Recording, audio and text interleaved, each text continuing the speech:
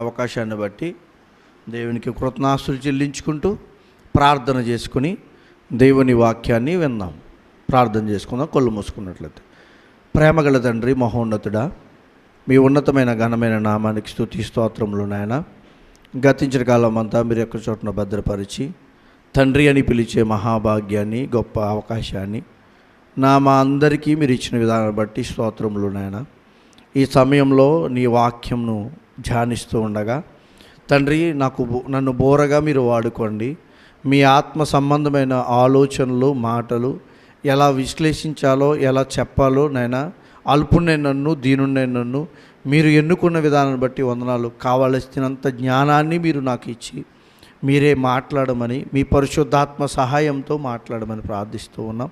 వినుతున్న నీ పిల్లలు ప్రతి విషయాన్ని ఆలోచిస్తూ, ధ్యానిస్తూ తమ జీవితాలను నీ యందు బలపరుచుకునే స్థితిలో వారికి అట్టి కృపను, మీ దయను దయచేయమని ప్రార్థిస్తూ సమస్తము మీ పాదపద్మలకు ఆరోపించుకుంటూ యేసుక్రీస్తు వారి పేట చిన్న ప్రార్థన బ్రతిమాలకు వేడుకొచ్చున్నాము తండ్రి, ఆమెన్. మరొకసారి మీ అందరికి కూడా నా వందనాలు తెలియజేస్తున్నాను. గత వారం మనం దేవుని గురించిన జ్ఞానం మనిషికి ఉందా మనం ఆలోచించడం జరిగింది. అయితే అదేవిధంగా ఇంకా మరికొన్ని విషయాలు మనం ఈ వారం కూడా మాట్లాడుకుందాం. ప్రతి ఒక్కరు కూడా నాతో పాటు మీరు ఆలోచించాల్సిందిగా మీకు ప్రేమపూర్వకంగా తెలియజేస్తున్నాను. మొదటిగా హెబ్రీయులకు రాసిన పత్రిక వాక్య భాగాన్ని చేద్దాం. హెబ్రీయులకు రాసిన పత్రిక 11వ అధ్యాయము 6వ వచనాన్ని చదువుదాం. హెబ్రీయులకు రాసిన పత్రిక 11వ అధ్యాయము 6వ వచనం. విశ్వాసము లేకుండా దేవునికి ఇష్టుడై ఉండుట అసాధ్యము. దేవుడు అన్నాడు, విశ్వాసం లేకుండా ఎవరికి ఇష్టడై ఉండలేడు? దేవునికి. అయితే విశ్వాసం ఉండాలి. ఎలాంటి విశ్వాసం ఉండాలి? ఇది ప్రాముఖ్యకరమైనది కదా. మనం అనుకుంటున్నాం విశ్వాసం అంటే లోకంలో చాలా రకాలైన విశ్వాసాలు ఉన్నాయి, అవునా? ఒక్కొక్క మతము ఒక్కొక్క విశ్వాసం, ఒక్కొక్క జాతి ఒక్కొక్క విశ్వాసం. వాళ్ళ విశ్వాసాల్లో గురించి మనం మాట్లాడలే, కానీ విశ్వాసం అనేది ఎలా ఉండాలో అని దేవుడు చెప్పాడో ఆ విశ్వాసాన్ని క్రైస్తవులందరూ కలిగి ఉన్నారనే విషయాన్ని మాత్రం మనం ఆలోచిద్దాం. ఎందుకంటే లోకంలో ఇప్పుడు చూడండి, మీరు అక్కడక్కడ పెళ్ళి కార్యక్రమాలు జరుగుతుంటాయి. ఒక పెళ్ళికి ఒక విధమైన కార్యక్రమాలు ఉంటాయి, మరొకరు ఇంట్లో ఇంకో విధంగా చేస్తారు. ఏంటంటే ఇది మా కట్టుబాటు అంటారు. అంటే వాళ్ళ పద్ధతి మారిపోతుంది. కానీ దేవుని దగ్గరికి వస్తే దేవుణ్ణి తెలుసుకోవడం, దేవుని మీద విశ్వాసం ఉంచడం అనేది మన ఇంట్లను బట్టి, మన ఆచారాలను బట్టి, మనకున్న పద్ధతులను బట్టి మార్చుకునేది కాదు. అలా నిజంగా మార్చుకోగలిగితే దేవుడేమవుతాడు? లోకం అనుకుంటున్నా ఎక్కడ కొలిచినా పర్వాలేదు, ఎలా కొలిచినా పర్వాలేదు అనుకుంటున్నట్టుగా అయిపోతాడు మనం ఒకవేళ అలా ఆలోచిస్తే. అయితే దేవుడు అలాంటి వాడు కాదు. దేవుడు ఆయన అనుకున్నట్టుగా మనం ఉండాలి తప్ప మనం అనుకున్నట్టుగా ఆయన్ని మార్చుకోకూడదు. జాగ్రత్తగా గమనించండి. దేవుడు అనుకున్నట్టుగా మనం ఉండాలి తప్ప మనం అనుకున్నట్టుగా ఆయన్ని మార్చుకోకూడదు. అలా మారేవాడు దేవుడు అవడు, అంతే కదా. దేవుడు ఒక స్థానం కలిగి ఉంటాడో ఆ స్థానాన్ని మనం ఆలోచించాలి. దేవుడికి ఒక స్థితి కలిగి ఉంటాడో ఆ స్థితిని మనం ఆలోచించాలి. దేవుడు ఒక ప్రాముఖ్యమైన గొప్ప లక్షణాలు కలిగి ఉంటాడో ఆ లక్షణాలు మనం ఆలోచించాలి, మనం తెలుసుకోవాలి. ఇది మనిషిగా మన బాధ్యత, అంతే కదా. అందుకే అన్నాడు, విశ్వాసం లేకుండా దేవుని ఇష్టుడై ఉండుట. అంటే దేవుడికి ఇష్టుడై ఉండాలంటే విశ్వాసం ఉండాలి. అది ఏ విశ్వాసం ఉండాలనేది ఆలోచించుకొని మనం ముందుకు వెళ్దాం. మొదటగా విశ్వాసం గురించి, క్రైస్తవుల గురించి ఆలోచిద్దాం. లోకం గురించి ఒకసారి పక్కకు పెట్టండి. క్రైస్తవుల్లోనే ఎలాంటి విశ్వాసాలు ఉన్నాయి? యేసుక్రీస్తు వారి గురించి ఏమంటారంటే, యేసుక్రీస్తు వారు తండ్రి, కుమారుడు ముగ్గురు ఒకటేనండి. ఒకటే అంటే అర్థం ఏంటి? ఒకడే ఉన్నాడు, కాలాలను బట్టి మారిపోయారు అని చెప్తారు కొంతమంది. కొంతమంది ఏమంటారో తెలుసా? కొంతమంది తండ్రే కుమారులా వచ్చారు, కుమారుడే పరిశుద్ధాత్మలా వచ్చాడు. ఉన్నాయా ఇలాంటి బోధలు? ఉన్నాయి. ఇంకా ముందుకు వెళ్తే యెహోవా సాక్షులు ఏమంటారు తెలుసా? యేసుక్రీస్తు వారిని ఆయన యొక్క మిఖాయేలు లేకపోతే ఒక దేవదూత లాంటి వాడు ఆయన. యెహోవా సాక్షులు చెప్పేది దేవదూత లాంటి వాడు. ఇంకా మార్మన్స్ బోధ ఏమని చెప్తారు తెలుసా? మార్మన్స్ అనే బోధ ఒకటి ఉంది. ఆ బోధ ఏంటి? ఇన్ని ఉన్నాయా రకాలు? క్రైస్తవ్యంలో ఉన్నాయండి, ఇన్ని రకాలు ఉన్నాయి, ఇంకా చాలా ఉన్నాయి. నేను చెప్పాలంటే తక్కువ చెప్తున్నాను మీకు, ఇంకా చాలా ఉన్నాయి. మార్మన్స్ బోధ ఉంది. సాతాను, లూసిఫర్ అని ఒక పదం రాయబడింది న్యూ టెస్టమెంట్లో. అది ఎక్కడంటే ఇంగ్లీష్లో తర్జుమా చేస్తున్నప్పుడు రోమ చక్రవర్తి తనకు అనుగుణంగా ఈ బైబిల్ని తర్జుమా చేయించాడు ఇంగ్లీష్లోకి. రోమ చక్రవర్తి అది చేస్తున్నప్పుడు ఆయనకి లూసిఫర్ అనే పదం బాగా నచ్చిన పదం. అంటే ఆయన ఆ కాలంలో వారి ప్రాంతాల్లో కొన్ని కథలు ఉండేవి. ఆ కథల్లో భాగంగా ఆ కథల్లో సాతాను అంటే అపవాది వ్యతిరేక పదమైన వ్యక్తిని దాంట్లో ఉన్న పేరేంటో తెలుసా? లూసిఫర్. ఆ పదాన్ని పట్టుకొచ్చి సాతాను అనే పదం దగ్గర దీన్ని యాడ్ చేశాడు కొన్ని చోట్ల. అది అతను తర్జుమా చేయించిన గ్రంథంలో ఉంటుంది. మీకు చెప్పాను కదా, దాదాపుగా తర్జుమాలు ఎన్ని ఉన్నాయో తెలుసు బైబిల్? సుమారుగా 29 తర్జుమాలు ఉన్నాయి. మొన్న ఒక తర్జుమా చూపించాను మీకు నేను. అలా సుమారుగా 29 తర్జుమాలు ఉన్నాయండి. అలాంటి తర్జుమాలు అతను చేయించింది ఏంటో తెలుసా? లూసిఫర్. కొంతమంది ఏమనుకుంటారో తెలుసా? ఈ మార్మన్స్ అనేవారు లూసిఫర్ యొక్క తమ్ముడు యేసుక్రీస్తు వారు. చూసారా? అంటే మనకు చాలా తెలుసుకోవాల్సిన అవసరం అయితే ఉంది. అవునంటారా కాదంటారా? దేవుని గురించి ఆలోచించాల్సిన అవసరం అయితే ఉంది. కాదంటారా అవునంటారా? జ్ఞానతత్వాలు ఏదేమంటారో తెలుసా? యేసు వేరు, క్రీస్తు వేరు. ఇదేంటి? మీరేమంటారు? యేసు క్రీస్తు అంటారు. జ్ఞానతత్వవాదులు యేసు వేరు, క్రీస్తు వేరు అంటారు. ఏంటి క్రైస్తవ్యంలోనే ఇన్ని పరిస్థితులా? ఏంటి క్రైస్తవ్యంలోనే ఇన్ని తేడాలు ఉన్నాయా? మనం కొలిచే, మనం ఆరాధించే, మనము స్తుతించే దేవునిలో ఇన్ని తేడాలు కనబడుతున్నాయా? ఇన్ని రకాలుగా దేవుని ఆరాధించే వాళ్ళు ఉన్నారా? క్రైస్తవ్యంలో ఉన్నారు. మనం ఆలోచించకే అసలు మనం ఎక్కడున్నామో తెలుసుకోవడే పరిస్థితిలో లేరు. అందుకే కదా తండ్రి, కుమార, పరిశుద్ధాత్మల గురించి వివరణగా మనకు అర్థం కావాలని మీకు చెప్పాను. అవునా? అది అర్థం కాలేదనుకోండి, వారి స్థితి మనకు అర్థం కాలేదనుకోండి, దేవుడు అర్థం కాడు.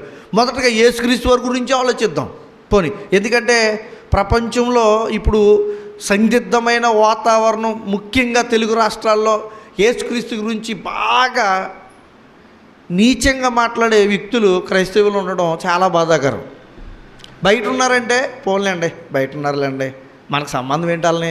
ఎప్పుడు యేసుక్రీస్తు వారు మొదటి రాకడ నుంచి లేకపోతే యేసుక్రీస్తు వారు రెండవ రాకడ వరకు ఆయన దూషింపబడటం అన్యుల చేత జరుగుతుందని బైబిల్లోనే ఉంది కదా. ఇప్పుడు మళ్ళీ మనం కొత్తగా ఆలోచించడం ఏంటంటే అనొచ్చు కదా, బయట వాళ్ళ గురించి ఆలోచించి. మనం బయట వాళ్ళ గురించి ఆలోచించట్లే. క్రైస్తవ్యంలోనే ఏమంటున్నారు? మీరు విన్నారు కదా కొంత, ఇంకా చాలా ఉన్నాయి మీరు వినలేదు. ఎంత దారుణంగా మాట్లాడారో తెలుసా? వాడు, వీడు అనే పదాలతో కూడా దేవుణ్ణి ఉచ్చరించి మాట్లాడడం, నోటితో మాట్లాడడం నిజంగా ఎంత ధైర్యం ఉండాలండి.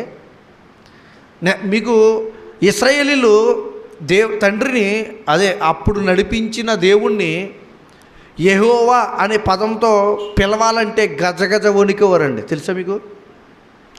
యెహోవాని నోటితో పలకేవారు కాదన్న వాళ్ళు, భయపడేవారంట. మరి ఈరోజు దేవుని గురించి ఆ పదం గురించి వివరణలు ఉన్నాయండి. యెహోవా ఎవరో ఏంటి, ఆ పదం వివరణలు ఏంటి, అవి తర్వాత చూద్దాం. యేసుక్రీస్తు వారి గురించి మాట్లాడుతున్నప్పుడు ఎంత చులకనగా మాట్లాడుతున్నారో ఏం అర్థం కాలేదంటారు?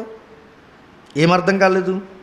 యేసుక్రీస్తుని గురించి పూర్తిగా దైవత్వం అంటే ఏంటో వారికి అర్థం కాలే. అంతే కదా? అర్థం కాకే వాళ్ళ ఇష్టానుసారంగా మాట్లాడి దూషించి వారికి వారు పాడైపోతున్నారు. వారితో ఉన్న వారిని కూడా ఏం చేస్తున్నారు?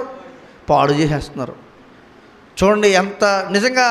ఒకరు మాట్లాడారండి, సరే ఏదో తప్పుదో అయిపోయింది అని అట్లా. ఇంకొకరు ఏమంటున్నారో తెలుసా? అతను సపోర్ట్ చేసి అతను తప్పేముందండి, అతను చెప్పింది బైబిల్లో ఉంది కదా. బైబిల్లో ఏమనుంది?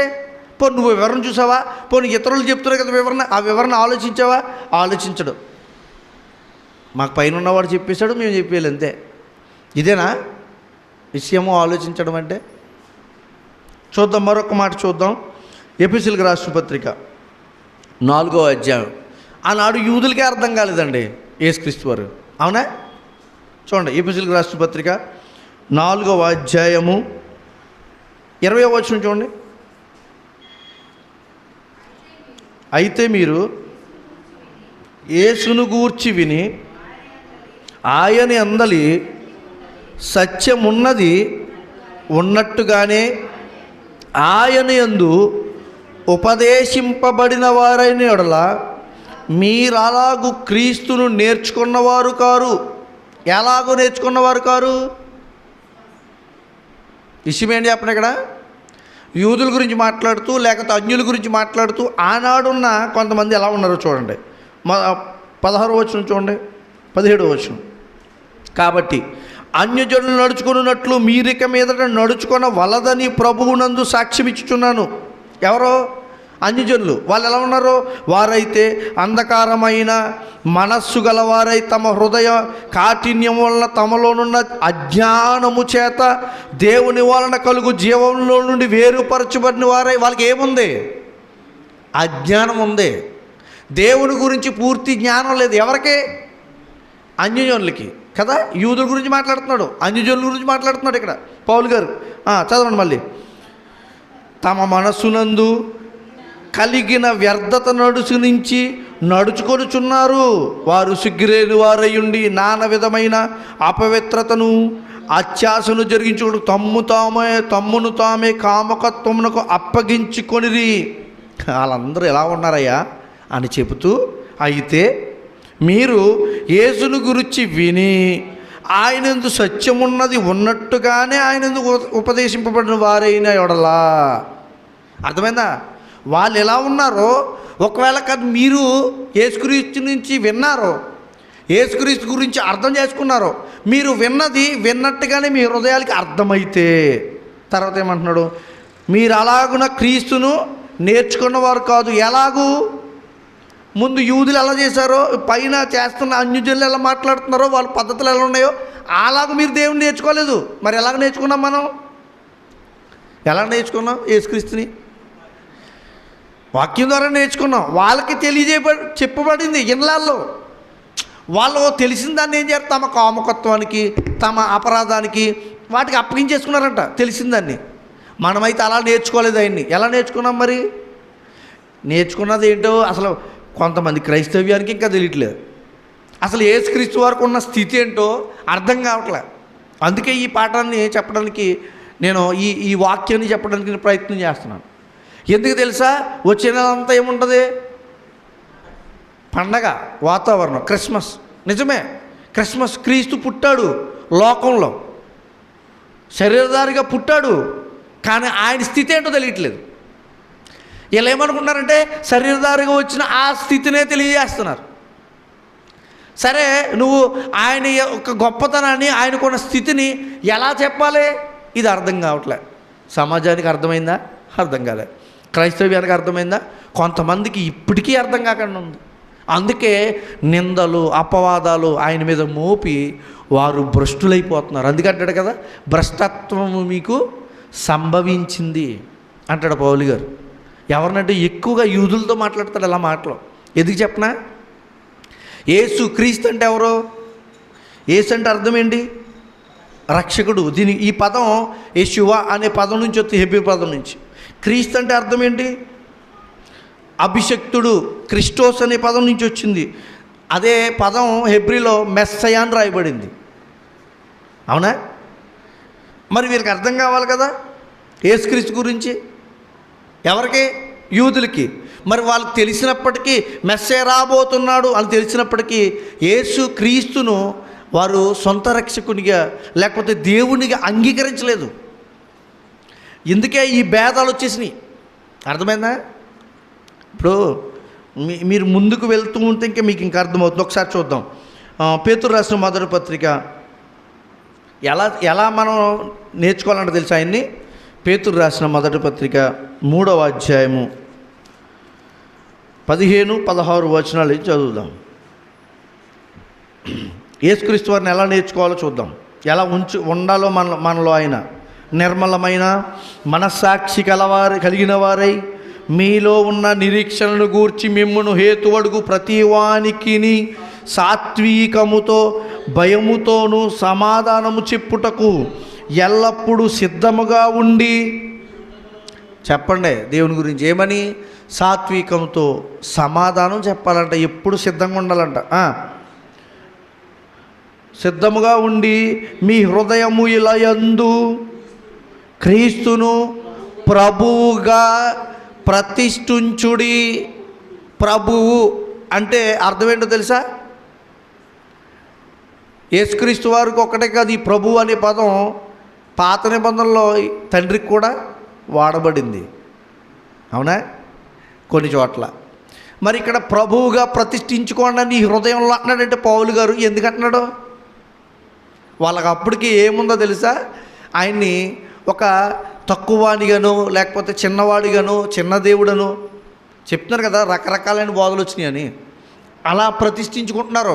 మీరైతే అలా అనుకోవద్దు, ఆయన్ని ప్రభువుగా మీ హృదయాల్లో ప్రతిష్ఠించుకోండి.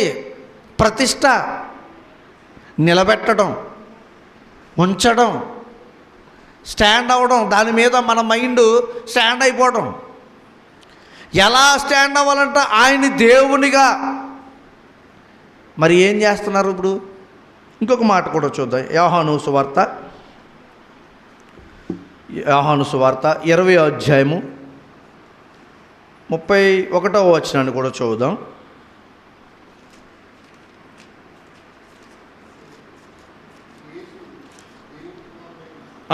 యేసు దేవుని కుమారుడైన క్రీస్తు అని మీరు నమ్మునట్లును నమ్మి ఆయన నామందు జీవం పొందినట్లును. ఇక్కడ ఏమని రాయబడింది తెలుసా? ఈ తర్జుమలో మరొక తర్జుమాలు ఇది యేసును క్రీస్తు అని. ఎందుకంటే వాళ్ళు నమ్మట్లేదు. యేసును క్రీస్తు అని, అంతేకాదు దేవుని కుమారుడని. దేవుని కుమారుడు అంటే దేవుడి విధంగా కాదు, దేవుడికి ఏదైతే లక్షణం కలిగి ఉందో, దేవుడికి ఏదైతే స్థితి ఉందో అది ఈయనకి ఉంది అని మీరు నమ్మాలంటున్నాడు. యోహాను గారు కూడా అది చెప్తున్నాడు. అపోస్తలులు కూడా అందరూ, పేతురు గారు కూడా ఒక్క నుంచి చెప్తాడు యేసు క్రీస్తు దేవుడు అని. మరి వాళ్ళందరూ చెప్తున్నా వీళ్ళకి ఎందుకు అర్థం కాలేదంటే ఆయనకున్న లక్షణాలు వీళ్ళు అర్థం చేసుకోవడంలో ఫెయిల్ అయిపోయారు. చూడండి ఒకసారి ఒక మాట చూద్దాం. ఫిలిప్పీయులకు రాసిన పత్రిక. అసలు ఈ ప్రకృతిలోనికి లేకపోతే ఈ భూమి మీదకి యేసుక్రీస్తు వారు రాకముందు ఎలా ఉన్నారంటారు? ఒకసారి నిత్యత్వంలో ఆయన ఎలా ఉన్నాడో చూద్దాం. ఫిలిప్పీయులకు రాసిన పత్రిక 2వ అధ్యాయము 5వ వచనం. మనం చెప్పాను మీకు ఈ మాట, మన ఆది సంబూతులు అనే మాట గురించి చెప్పాను కదా, ఈ మాట కూడా చూద్దాం. క్రీస్తు యేసునకు కలిగిన ఈ మనస్సు మీరును కలిగి ఉండుడి. ఆయన దేవుని స్వరూపము కలిగిన వాడై ఉండి దేవునితో సమానముగా ఉండుట అంటే అర్థం ఏంటి? దేవునితో సమానంగా ఉండడం అంటే అర్థం ఏంటి? విడిచిపెట్టకూడని భాగ్యం అని ఎంచుకోలేదు. అంటే ఈ పదం తర్జుమలో ఏమని రాయబడింది తెలుసా? ఆయన ఒకవేళ అక్కడున్న స్థితిని వదులుకోవడానికి ఏమాత్రం కూడా వెనకాడలేదు. అంతేకాదు ఆయన ఆ స్థితే గొప్పదని ఎంచుకుని ఆగిపోలేదు. ఆయన ఎలాంటి వాడంట? ఎలాంటి వాడు? దేవునితో సమానముగా. ఇప్పుడు ఉదాహరణకి ఒక కంపెనీ ఉందండి, ఇద్దరు కలిపి పెట్టారు. ఇద్దరు కలిపి ఒక కంపెనీని పెట్టారు. ఇప్పుడు ఒక అతను వచ్చాడు సంతకం పెట్టాకి, ఏదన్నా ఉద్యోగం చేర్చుకోవాలనుకోండి, ఉద్యోగంలో చేర్చుకోవాలనుకోండి, ఎవరు అనుమతి ఉండాలి? ఇద్దరు అనుమతి ఉండాలి. ఒకవేళ ఒకడు పెట్టుకోగలడా? పెట్టుకోలేడు. పెట్టుకోకూడదు మనకు తెలిసింది. మామూలుగా అయితే ఒక నిజంగా పెట్టుకోగలడు, ఒక్కడైనా పెట్టుకోగలడు. ఆ అధికారం ఏ అనే వ్యక్తికి ఉంటుంది, బి అనే వ్యక్తికి ఉంటుంది, అంతే కదా. అవసరం అండి, ఆయన లేడు. ఇప్పుడు అర్జెంటుగా పని వాళ్ళు 10 మంది అవసరం, పని ఆగిపోతుంది, ఇతను లేడు. ఒక అతను, ఇద్దరు పెట్టారు కదా కంపెనీ, ఒక అతను లేడు. ఈ పని ఆగిపోయింది అనుకోండి, కంపెనీ లాస్ అయిపోద్ది. అది ఇతనికి తెలుసు, అతనికి కూడా తెలుసు. అతను ఎక్కడికో వేరే ప్రాంతానికి వెళ్ళాడు. ఇతనే ఉన్నాడు, ఒక అతనే ఉన్నాడు, బి అనే వ్యక్తి ఉన్నాడు. ఇతను ఇప్పుడు ఏం చేయాలి? ఇతర అధికారం ఉందా? ఇంటికి ఉందా? నేను అనేది అది. అంటే సమానత్వం అంటే మీకు అర్థం కావాలి. తండ్రితో ఈయన ఎలా ఉన్నాడంటే, కుమారుడు తండ్రి అంటే మనం ఏమనుకుంటున్నామంటే, తండ్రి అంటే పెద్దోడు కదా, పుట్టినవాడు కుమారుడు అంటారు కదా, మనం ఇలా అనుకుంటున్నాం. మానవ సంబంధంగా మన అర్థం కావడానికి, ఆయన క్రీస్తులా ఈ లోకానికి రావడానికి, ఈ లోకంలో మన మానవాళిని రక్షించడానికి కుమారుడిగా తగ్గించుకుని వచ్చాడు. దాన్ని ఇక్కడ రాశాడు. సమానత్వంగా ఉండడం ఆయన భాగ్యంగా ఎంచుకోలేదు. పోతే పోనీ, నాకు సమానత్వం కాదు కావాల్సింది, ఇప్పుడు ప్రజలు కావాలి, నా పిల్లలు కావాలి. తండ్రి ఏదో ఆలోచిస్తున్నాడు, ఈయన ఏదో ఆలోచిస్తున్నాడు. కానీ ఆ సమానత్వం ఎక్కడే ఉండి చేస్తున్నాను అంట్లా దిగొచ్చాడు. ఇది అర్థం కావట్లేదు మాట, అంతే కదా. ఇంకొక మాట కూడా చూద్దాం. సమానత్వం అంటే దేవుడితో సమానుడై ఉండి, స్వరూపం అంటే మీకు ఒక అర్థం కావాలి. ఆయన ఎలా ఉన్నాడో తెలుసా? మానవ రూపంలోకి వచ్చాడు కదా. అయితే మానవుడిగానే ఉన్నాడా? మానవుడిగా ఉన్నాడా? మానవుడికి అన్ని లక్షణాలు ఉన్నాయా? అన్ని లక్షణాలు ఉన్నాయి. కానీ మానవుడు కలిగింది ఒకటి ఆయనకి లేదు. అదేంటో చూద్దామా? చూడండి, అపోస్తలుగా హెబ్రీయులకు రాసిన పత్రిక, హెబ్రీయులకు రాసిన పత్రిక 4:15. మానవ రూపంలో వచ్చిన దేవుడైనప్పటికీ ఆయనకి మానవుల్లో ఉండే ఒక లక్షణాన్ని ఆయన మాత్రం తీసుకోలేదు. దాన్ని చూడండి, 4:15 హెబ్రీ. మన ప్రధాన యాజకుడు మన బలహీనతల యందు మనతో సహవానుభవము లేనివాడు కాడు గాని సమస్త విషయములలో మన వలె శోధింపబడినను. ఏం లేదా ఆయనలో? చెప్పండి. పాపం ఉన్నవాడు ఏమవడు? అది ఈ పాయింట్ అర్థం కావాలి. ఒకవేళ పాపం ఉంటే ఆయన ఏమవడు? దేవుడు అవడు. దేవుడికి ఉండే లక్షణం ఏంటో తెలుసా? పాపం ఆయనలోనికి ప్రవేశించలేదు. ఎందుకు? నీతిమంతుడు, పరిశుద్ధుడు, పవిత్రుడు, నిష్కల్మషుడు, ఈ పేర్లన్నింటినీ ఆయనకి రావాలంటే ఆయన ఏమనకూడదు. మనకే మనం అలాంటి లక్షణాలు కలిగి ఉన్నామా? అందుకే మీరు దైవంలో అనలేదా? తీసుకున్న ఒక పదాన్ని తీసుకొచ్చి కొంతమంది ఏమంటారో తెలుసా? దేవుడా యేసుక్రీస్తు అన్నారు కదా, మీరు దైవములని నేను చెప్పలేదా? యెషయా గ్రంథంలో రాయబడి ఉండలేదా అని చెప్తున్నారు. దైవములని అక్కడ ఎవరితో మాట్లాడుతున్నారో సందర్భం అర్థమైతే, అసలు మనుషులందరూ దేవుళ్ళ, లేకపోతే కొందరు గురించి అక్కడ మాట్లాడుతున్నాడా? వాళ్ళు ఎవరు అనే ఆలోచన మాత్రం లేదు. ఇక్కడ మాట్లాడుతున్నాడు, మనం పాపము మనలో ఏలుబడి చేసింది ఒక్కొక్కసారి కొంతకాలం కదా. ఇప్పుడైతే పాపం ఏలుబడి చేయదు. ఎందుకని చెప్పనా? పాపమే లేని దేవుడు మన కోసం ఏం పెట్టాడు? ప్రాణం పెట్టాడు. ఆయన మనకిచ్చింది గొప్ప జీవితం. అది ఆ జీవితంలో మీకు తెలియాలి ఆయన గొప్పతనం ఏంటో, అంతే కదా. సరే చూద్దామండి. అసలు దేవుడు లక్షణాలు, అంటే దేవుడు అనడానికి ఏ లక్షణాలు ఉండాలో ఆ లక్షణాలు బైబిల్లో యేసుక్రీస్తు వారికి ఉన్నాయో లేదో కొన్ని చూద్దాం. మొదటిగా పేతురు రాసిన పత్రిక, మొదటి పత్రిక, పేతురు రాసిన మొదటి పత్రిక 4వ అధ్యాయము 19వ వచనాన్ని చూద్దాం. ఎందుకంటే కొన్ని లక్షణాలు, అంటే దేవుడై ఉండాలంటే దేవుడికి కొన్ని సంపూర్ణమైన లక్షణాలు ఉండాలి. కొన్ని అంటే ఏ లక్షణాలైనా ఆయనకి కొన్ని చూద్దాం మనం. కొన్నిట్లో కానండి, అన్నిట్లోనే ఆయన సంపూర్ణుడై ఉండాలి, అంతే కదా.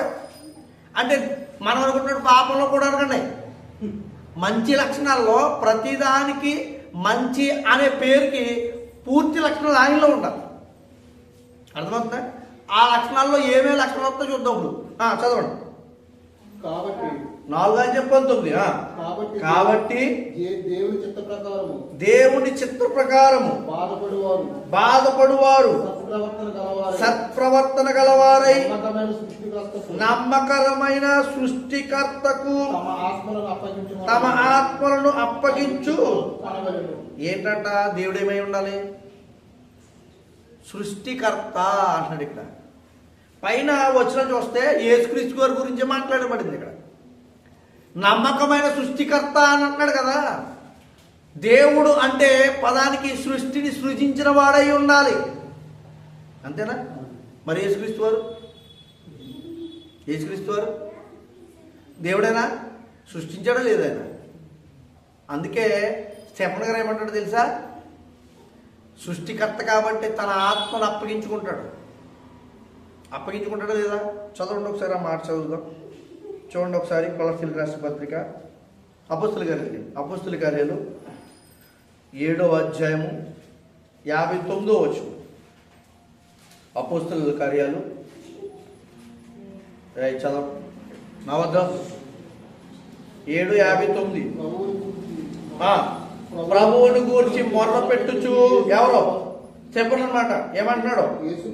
యేసు ప్రభువా నా ఆత్మను చేర్చుకొనుమని. ఏమంటే తండ్రే నిజంగా సంపూర్ణమైన దేవుడు అయి ఉంటుంటే చెప్పాలి, జాగ్రత్తగా గమనించు. తండ్రి ఒక్కడే సంపూర్ణమైన దేవుడు అయి ఉంటే ఈ ఆత్మను స్టెఫెను తన ఆత్మను ఎలా అప్పగించగలుగుతాడు యేసుక్రీస్తు వారికి? అర్థమైందా మీకు? అర్థమైందా? నమ్మకమైన సృష్టికర్తకు తమ ఆత్మను అప్పగించుకోమని అక్కడ చెప్పాడు కదా. స్టెఫెను ఎవరికి అప్పగించాడు ఆత్మనే? మరి ఎవరైనా సృష్టికర్త అయిన దేవుడు. ఆయనలో సంపూర్ణ లక్షణం ఏముందో తెలుసా? సృష్టిని సృజించగలిగిన దేవుడు ఆయన. ఇంకొక లక్షణాన్ని కూడా చూద్దాం. కొలస్సీలకు రాసిన పత్రిక 2వ అధ్యాయము 3వ వచనం. కొలస్సీలకు 2వ అధ్యాయము 3వ వచనం. బుద్ధి జ్ఞానముల సర్వ సంపదలు ఆయన యందే గుప్తములై ఉన్నవి. ఎవరో? యేసుక్రీస్తు వారి గురించి. పైన కింద చదివితే మీకు వచనాలను ఇది ఎవరి గురించి మాట్లాడుతున్నారంటే యేసుక్రీస్తు వారి గురించి. అంటే ఆయన ఏ లక్షణం కలిగి ఉన్నాడు తెలుసా? సర్వజ్ఞుడు అనే లక్షణం కలిగి ఉన్నాడు. ఇక్కడ బుద్ధి ఉంది, జ్ఞానం ఉంది, సర్వ సంపదలు, ఐశ్వర్యం కూడా దీంట్లో వస్తుంది. ఆయన ఐశ్వర్యవంతుడు. అర్థమవుతుందా? ఈ 3 లక్షణాలు అంటే బుద్ధి జ్ఞాన సర్వ సంపదలు అంటే సర్వజ్ఞుడు అనే లక్షణం ఆయన కలిగి ఉన్నాడు. ఎవరు? యేసుక్రీస్తు వారు. దేవుడు అంటాక ముందు యేసుక్రీస్తు వారు అనండి ముందు మీరు. మళ్ళీ డిఫరెన్స్ వచ్చేది కదా. దేవుడు అంటే తండ్రి దేవుడా, పరిశుద్ధాత్మ దేవుడా, యేసుక్రీస్తు దేవుడా? మనం మాట్లాడుతుంటే యేసుక్రీస్తు వారి గురించి ప్రస్తుతానికి ఆయన ఉన్న లక్షణాల గురించి వస్తున్నాం. ఎందుకంటే కొంతమంది ఆయన మీద అభాండాలు వేస్తున్నారు కాబట్టి, కొంతమంది ఆయన తప్పుగా అర్థం చేసుకున్నారు కాబట్టి, కొంతమంది బైబిల్ నుంచి కొన్ని వచనాలను అర్థం చేసుకోవడంలో, వివరణలు తీసుకోవడంలో, తప్పుడు వివరణలో వాళ్ళు ఉండిపోయారు కాబట్టి మనం చూస్తున్నాం. ఇంకొక మాట కూడా చూద్దామే. యెషయా గ్రంథం 9వ అధ్యాయం 6వ వచనం. ఎవరైతే భూమి మీదకి రాబోతున్నాడో ఆయన, ఆ దేవుడు లేకపోతే ఆ రక్షకుడు, ఆయన గురించి మొదటగా చెప్పిన ప్రవచన గ్రంథం యెషయా గ్రంథం 9వ అధ్యాయం 6వ వచనం. ఏలయనగా మనకు శిశువు పుట్టెను, కుమారుడని. చూసారా? అక్కడే రాయబడింది. ఏమని రాయబడింది? అక్కడే కుమారుడని. మరి ఇక్కడ మాట్లాడరా దేవుని కుమారుడని బైబిల్లో, కొత్త నిబంధనలో? ఏమండి, దేవుని కుమారుడు ఎక్కడ రాయబడి ఉందండి? అక్కడ లేదనుకుంటారా మీరు? ఆయనకి ముందుగానే ఆ పేరు పెట్టారు. భూమి మీదకి వస్తే రాబోతుంది ఎవరు? కుమారుడు. ఆయన క్రీస్తు. కుమారుడు అంటే ఈ సామాన్యమైన మనిషి జీవితంలో తండ్రి కుమారుడు బంధాలు పెట్టుకోకండి. ఇవి కాదు. శారీరక సంబంధమైన కుమారత్వం కాదు, అది సమానత్వమైన కుమారత్వం. మీకు అర్థమవుతుందా? ఇక్కడ ఏం మాట్లాడుతున్నాడు? చదవండి మళ్ళీ. ఏలయనగా మనకి శిశువు పుట్టెను, కుమారుడికి గ్రహింపబడును, ఆయన భుజముల మీద రాజ్యభారం ఉండును, ఆశ్చర్యకరుడు, ఆలోచనకర్త. ఆయన ఆశ్చర్యకరుడు అంట, ఆలోచనకర్త అంట, బలవంతుడైన దేవుడు. అంటే దేవుడికి ఒక శక్తి ఉండాలి. ఏంటో తెలుసా? బలము కలిగిన ఉండాలి. అంతేనా? బలవంతుడైన దేవుడు అని ఎప్పుడు చెప్పబడుతున్నాడు? ఈయన ఇంకా భూమి మీదకి రాలేదు అప్పటికి. చూడండి, మొదటగా హెబ్రీయులకు రాసిన పత్రిక తీయండి. హెబ్రీయులకు రాసిన పత్రిక 7వ అధ్యాయం 25వ వచనం చూద్దాం. హెబ్రీయులకు 7:25. ఈయన తన ద్వారా దేవుని యొద్దకు వచ్చి వారి పక్షమున విజ్ఞాపన చేయుటకు నిరంతరము జీవించుచున్నాడు కనుక వారిని సంపూర్ణంగా రక్షించుటకు శక్తిమంతుడై, అక్కడేమన్నాడు? బలవంతుడైన దేవుడు. ఈయనకేముంది? బలవంతుడంటే మనకి మరొక కోణంలో ఏమంటాం? బలము. ఇంకో కోణం ఏంటి? శక్తి. మనం రక్షించడానికి పూర్తి శక్తి కలిగిన వాడంట. అంటే ఈయన ఎవరు? బలవంతుడైన దేవుడు. ఎంత బలం ఉందంటే అది కొలవడానికి మనం సరిపోం. అప్పుడప్పుడు మీరు వాహనాలు కొనుక్కున్నా, లేకపోతే ఏదైనా వస్తువులు కొన్నా దానికి పరిమాణం ఉంటుంది తెలుసా మీకు? బస్సు ఉందనుకోండి, ఎన్ని సీట్లు బస్సు అంటారు దాన్ని? 30, 40, 50 కదా. ఆ పరిమాణం ఎంత? దాన్ని 50 మందిని తీసుకెళ్ళగలుగుతుంది, 100 మందిని తీసుకెళ్ళలేదు. ఎందుకని? పాడైపోద్ది, తిరిగిపోతుంది. దాని ఛాస్ ఉంటుంది. ఛాస్ అంటే దాన్ని బలంగా నిలబెట్టేది, దాన్ని తీసుకెళ్ళేది. ఒకవేళ ఎక్కువ బరువు వేసారనుకోండి, ఏమవుతుంది? విరిగిపోద్ది. దాని బలం ఎంత? 50 మందే. కారు ఉంది, కారులో ఎంతమంది ఎక్కుతారు? 5 10 మంది ఎక్కుతారంటే సరిపోదు, తట్టుకోదు. అది ఒకవేళ తట్టుకుని వెళ్ళినా పాడైపోద్ది, కూర్చోడానికి నీకు అవకాశం ఉండదు. కానీ దేవుడు పరిమితి కలిగిన వాడు కదా శక్తిలో. నీ మనం ఉన్నాం, మన ముక్కు లేకపోతే మన నాలిక ఎంత బరువు మోయగలదో అప్పుడప్పుడు శాస్త్రవేత్తలు చెబుతూ ఉంటారు. మన ముక్కుకి తోడు కట్టి ఇన్ని కేజీలు బరువు గలుగుతున్నారు అని శాస్త్రవేత్తలు, లేకపోతే గిన్నిస్ బుక్ రికార్డులు జరుగుతుంది తెలుసా. కనురెప్పలతో ఎన్ని కేజీలో మోసాడు ఒక ఆయన, గుర్తులేదు నాకు కేజీలు ఎన్ని అనేది, మీరు యూట్యూబ్లో కూడా వస్తుంది. కనురెప్పలకి తాళ్ళు అది కట్టి కేజీలు బరువులు పెట్టారు. అంటే మన కనురెప్పలకి ఇంత శక్తి ఉంది. అంటే మనమైతే అంత బరువు పోయలేం, అతను కొంచెం ఎక్కువ మోయగలిగాడు. కానీ దేవుడు అలాంటి కాదు. ఆయన శక్తికి ఎలాంటిదంటే ఆయన శక్తి అపరిమితమైనది. దాన్ని కొలవడానికి మనం సరిపోము. ఆయనలో ఉన్న లక్షణం ఏంటో తెలుసా? యేసుక్రీస్తు వారిలో శక్తిమంతుడు, బలం ఉంది ఆయనకి. ఆయన బలం ఎలాంటిదో తెలుసా? పాపంలో మగ్గిపోతున్నా, నష్టపోతున్నా, నిత్య జీవానికి వెళ్లకుండా జారిపోతున్న వారిని రక్షించి మళ్ళీ పరలోకానికి తీర్చికెళ్ళగలిగి అంత శక్తి ఉంది ఆయనకి. నిజంగా చెప్పండి, మనం మార్చగలరు ఎవరన్నా? అసలు మామూలుగా మనకున్న కోపం, మనకున్న జీవిత పరిస్థితులు ఒకప్పుడు ఆలోచించండి. ఇప్పుడు చెప్పండి అమ్మా, మనమా తీసుకుందాం. నేను చాలా కోపం ఉండేది, నాకు చాలా కోపం ఉండేది. రాను తగ్గుతూ వస్తుంది.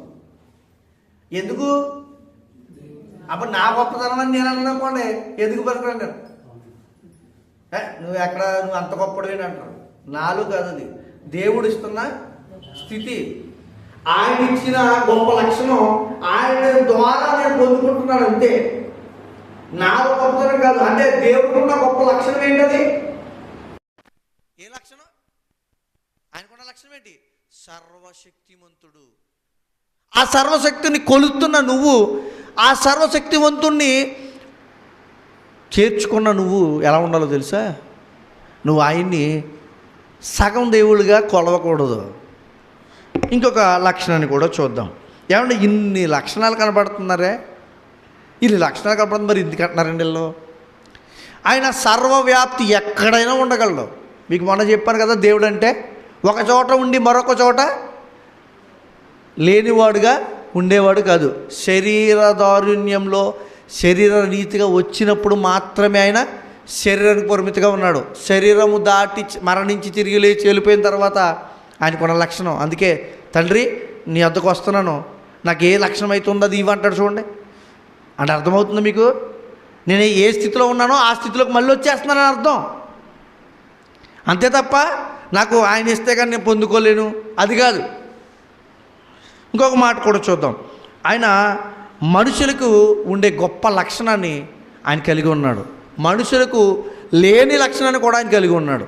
ఆ లక్షణం ఏంటో చూద్దాం. యోహాను సువార్త 17వ అధ్యాయం 9వ వచనాన్ని చదువుదాం. మనం కలిగి ఉన్నది ఏంటి? కలిగిలేనిది ఏంటి? నేను వారి కొరకు ప్రార్థన చేయుచున్నాను, లోకము కొరకు ప్రార్థన చేయట్లేదు. నీవు నాకు అనుగ్రహించిన ఉన్నవారు నీ వారైనందున వారి కొరకే ప్రార్థన చేస్తున్నాను. ఎవరి కోసం? ఏం కలిగి ఉన్నాడు ఏంటి ఆయన? ఏం కలిగి ఉన్నాడు మన పట్ల? మన కోసం ఆలోచించడానికి, ప్రార్థన చేయడానికి ఆయన చేయాలంటే ఏం కలిగి ఉన్నాడు? 13వ అధ్యాయము 34వ వచనంలో చెప్పాడు చూడండి. మీరు ఒకరినొకరు ప్రేమింపవలనని మీకు కొత్త ఆజ్ఞ ఇచ్చుచున్నాను. నేను మిమ్మును ప్రేమించినట్టే మీరును ఒకరిని ఒకరు ప్రేమింపవలను. మీరు ఒకని ఎడల ఒకడు ప్రేమ కలిగిన వారై ఎడల దీన్ని బట్టి నా శిష్యులని అందరూ తెలుసుకొందురనెను. ఏ లక్షణం ఉంది ఆయనకి? ప్రేమించే లక్షణం. ఎంతలా ప్రేమించాడు? ఎంత ప్రేమించాడు? అసలు తనకున్న ప్రాణాన్ని మనిషి రీతిగా, మానవ రీతిగా, దేవుడయ్యుండి మానవ రీతిగా వచ్చినప్పటికీ ఆయనకు శక్తిని అంతటిని ప్రదర్శించలేదు. ఎవరైనా కొట్టడానికి వస్తే ఎదురెళ్ళి ఏదో గాలినెల గెంటి పడేయలేదు. మానవుడికి బ్రతికాడు. అయినా కూడా ఆయనకి మన ప్రాణాన్ని మనం తీసుకోవడం ఎంత కష్టంగా ఉంటుందో తెలుసా? ఎంత బాధాకరమైందో తెలుసా? మన కోసం మనం తీసుకోవడమే బాధగా ఉంటుంది, మరి ప్రపంచమంతటి కోసం ఇచ్చేది? పోనీ సామాన్యంగా చనిపోయాడా? సామాన్యంగా చనిపోయాడా? ఆయన మరణంలో ఎన్ని పాటలు, ఆయన మరణంలో ఎంత విషాదకరమైన విషయాలు ఉన్నాయి. ఆయనకు ముళ్ళ కిరీటం గుచ్చారు చూడండి. ఆ ముళ్ళటి కిరీటం ఒక్క ముళ్ళు మనకు గుచ్చుకుంటే సెప్టిక్, భయంకరమైన సెప్టిక్ అవుతుందంట. ఆయన పెట్టిన ముళ్ళు, ఆ తీగె అలాంటిదంటది. దాని పేరు గుర్తులేదు నాకు. ఆ తీగె రకం, ఆ తీగె, ఆ ముళ్ళు గుర్చుకుంటే సెప్టిక్ అయిపోద్దంట అక్కడ. అలాంటి తీగె, ముళ్ళ తీగని ఆయనకి గుచ్చారు. ఏమంటే దేవునికి ఇలాంటి చేయటం ఏంటండి? ఆయన ప్రేమ ఏంటో మీకు కనపడుతుంది అక్కడ. దేవుడై ఉండి దాన్ని తీసేయలేదు. దేవుడై ఉండి తనకున్న శక్తిని వారి మీద చూపించలేదు. అప్పుడు ఎందుకో తెలుసా? మన పాపాలను తీసివేయాలంటే ఆయన బయలైపోవాలి. ఆయన తెలిసేది, అందుకు అది మనకి చూపించాలి. ఆయన ప్రేమ, నేను మరణం ద్వారా నా ప్రాణాన్ని మీకు పెట్టి మీ కొరకు నా ప్రేమ ఏంటో మీకు చూపిస్తానన్నాడు. అందుకనే మీరు ఒకరినొకరు ప్రేమింపవలెను. అంటే దేవుడు అంటే ఏ లక్షణం ఉండాలి? ప్రేమించే లక్షణం. శక్తి ఒకటి ఉంటే సరిపోదు, బలం ఒకటి ఉంటే సరిపోదు, జ్ఞానం ఒకటి ఉంటే సరిపోదు. ఏమండి ఉందండి ప్రేమ? ఆయనకి ప్రేమ లక్షణం ఉందా? సర్వజ్ఞుడా? సర్వమంతా ఉండగలిగిన వాడైనా ఆయన ఈ లోకానికి రాకముందు ఉన్నాడా? ఉన్నాడు. చూద్దాం, మరొక మాట కూడా చూద్దాం. యోహాను సువార్త, యోహాను పత్రిక తీయండి. మొదటి పత్రిక, యోహాను మొదటి పత్రిక, 1వ అధ్యాయము 9వ వచనం. మన పాపములను మనము ఒప్పుకొనిన ఎడల ఎవరో ఆయన నమ్మదగినవాడును నీతిమంతుడును గనుక. చూడండి, ఆయన ఎలాంటి లక్షణం ఉందో తెలుసు? ఆయనకి నమ్మకత్వం అనే లక్షణం ఉంది. నమ్మకత్వం. యేసుక్రీస్తు అంటే నమ్మకం ఉందా మీకు? నమ్మకం ఉంది. ఎలాంటి వాడు నమ్మకం ఉంది? ఏ లక్షణాల్లో నమ్మకం ఉంది మీకు? ఆయన నమ్మదగినవాడు అన్నాం కదా. ఎలా నమ్మదగినవాడు? ఏ లక్షణాన్నైనా పెట్టుకోండి అమ్మ, వినాలి. ఏ లక్షణాన్నైనా పెట్టుకోండి ఆయన దగ్గర. దాంట్లో ఆయన పరిపూర్ణుడు అనే కోణం మీకు వస్తుంది. మనం వెతికితే అర్థమవుతుంది. అది మనం విశ్లేషిస్తే మనకు అర్థమవుద్ది. ఎక్కడండి విశ్లేషణ? ఎక్కడండి వెతికిలట? ఒకటే పట్టుకుని మనం బయలుదేరి వెళ్ళిపోయామనుకోండి. ఉదాహరణకి ప్రయాణం చేస్తాం, ప్రయాణం చేస్తాం, మనకు అవసరం సెల్ ఫోన్ ఒకటి అట్టుకుని వెళ్తే సరిపోద్దా దూర ప్రయాణానికి? జాగ్రత్తగా ఉండొచ్చు. దూర ప్రయాణానికి ఏం కావాలి? ఉదాహరణ సెల్ ఫోన్ గురించి మాట్లాడుతున్నాను, ఇతరుల గురించి ఉన్నాయి ఇంకా మీరు అలా తీసుకుంటే అర్థమవుతుంది. సెల్ ఫోన్ ఒకటే అర్థమవుతుందా? సరిపోద్దా? సరిపోదు. ఏమి కావాలి? ఛార్జర్ కావాలి. ఫోన్కి మెయిన్ ఛార్జర్ కావాలి కదా, ఛార్జింగ్ పెట్టుకోవాలి. ఛార్జరే కాదు, అక్కడికి వెళ్ళిన తర్వాత ఎక్కడ ఛార్జింగ్ పోర్ట్ దొరుకుతుందో అని వెతుక్కోవాలి. ఎయిర్పోర్ట్ అయి ఉండొచ్చు, బస్ స్టాండ్ అయ్యొచ్చు, రైల్వే స్టేషన్ అయి ఉండొచ్చు. అలాగే దేవుడి గురించి వెతుకుతున్నప్పుడు దేవుడు గురించి ఏ విశ్లేషణలో దైవను పరిశుద్ధాత్మ సహాయంతో రాయగలిగిన వారు ఇచ్చారో వివరణలో అవి మనం అర్థం చేసుకోవాలి. అవునా లేదా? ఏమంటే మళ్ళీ మానవుడు సామాన్యమైన వ్యర్థమైన వ్యక్తులు ఇచ్చిన విశ్లేషణ నువ్వేం తీసుకోవద్దు. నువ్వు భక్తులు అన్నావే, నువ్వు భక్తులుగా ఎవరిని వివేచిస్తున్నావో, ఎవరినైతే ఆ కాలంలో బ్రతికిన వారు ఉన్నారో, పరిశుద్ధాత్మతో నిండుకొడిన వారు ఆనాటి కాలంలో ఉన్నారు, తర్వాతి కాలంలో కూడా వచ్చారు. ఉన్నారా లేరా? యేసుక్రీస్తు వారు ఉన్న కాలంలోనే ఉన్నారా? ముందు కాలంలోనే ఉన్నారా? ఇప్పుడు అపోస్తులని పౌలు అంటారు కదా, మీరు ప్రవక్తలుగాను ప్రవచించేవారుగాను, అంటే ఆ కాలంలో ఉన్నారని అర్థమనా? ఎప్పుడు? అపోస్తుల కాలంలో ప్రవచించేవారు ఉన్నారు, పంచిపెట్టేవారు ఉన్నారు, వారికి ఉన్న లక్షణాలని ఆ సంఘాల్లో చేస్తున్నవారు ఉన్నారని అపోస్తులైన పౌలు చెప్తాడు. అంటే ఆ కాలంలో కూడా ఉన్నారు. అలాంటి వారి వివరణలో తీసుకోవా నువ్వు? అవసరం లేదా? దేవుని గురించి ఏమి చెప్పారనేది అవసరమే కదా.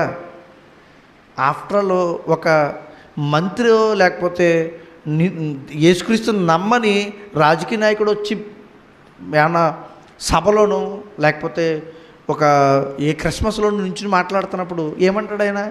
సహజంగా యేసుక్రీస్తు వారి గురించి గొప్ప దేవుడండి, ఈయన ప్రాణం పెట్టిన దేవుడు అంటారు. అతనికి ఏం తెలుసు?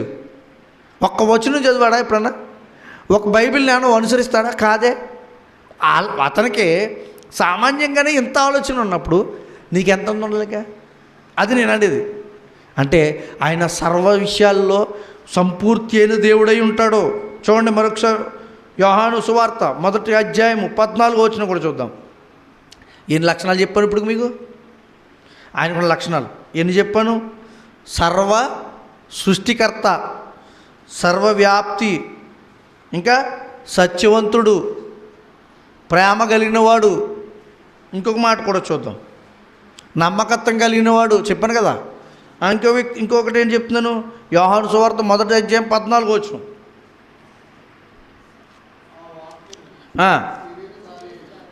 శరీరధారి అయి కృపా సత్య సంపూర్ణుడై, ఎలాంటి వాడంట ఆయన? కృప కలిగిన వాడంట. కృప అంటే అర్థమైందా మీకు? దేవుడు మాత్రమే ఇవ్వగలిగినవాడు కృప. దేవుడు మాత్రమే ఇవ్వగలిగింది కృప. ఆ లక్షణం ఎవరికి ఉందంట? యేసుక్రీస్తు వారికి. మరి కృప కలిగిన దేవుడు నువ్వేమంటున్నావు? ఆలోచించండి. నిజమే కదా. నువ్వంటే ఎవరైతే దేవుని అర్థం చేసుకోలేని వారు ఉన్నారో వారి కోసం. అంటే ఎన్ని లక్షణాలు కలిగిన ఏమండి? నిజంగా దేవాలయము గొప్పదా కాదా? మామూలుగా ఉదాహరణకి దేవాలయం ఇప్పుడు చర్చ్ ఉందండి, గొప్పదా కాదా? మీరు మీ ఉద్దేశాల్లో ఒక దేవాలయం ఉందండి, గొప్పదా కాదా? ఎందుకని దేవాలయం ఎందుకు గొప్పది? చెప్పాలి నాకు. దేవాలయం ఎందుకు గొప్పది? దేవాలయం ఎందుకు గొప్పది? అది పాయింట్, అది కదా. యేసుక్రీస్తు వారు ఏమన్నాడు? దేవాలయం కంటే గొప్పవాడు. మత్తయి సువార్త 12వ అధ్యాయం 6వ వచనం అన్నాడా లేదా మాట? అంటే ఆ మాట ఎవరు మాట్లాడగలరు?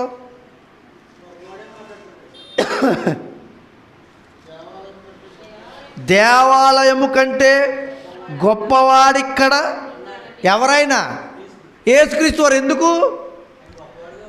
దేవుడు దేవాలయంలో ఉంటాడు.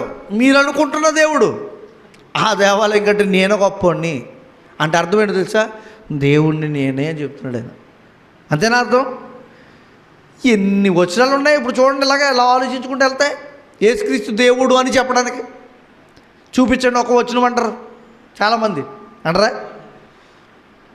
మన శుక్రవారం మనం చదువుతున్నప్పుడు ఏ పదం గురించి మాట్లాడమప్పుడు ఆ రోజు ఆది సంభూతుడు, సమస్తము చేయగలిగినవాడు.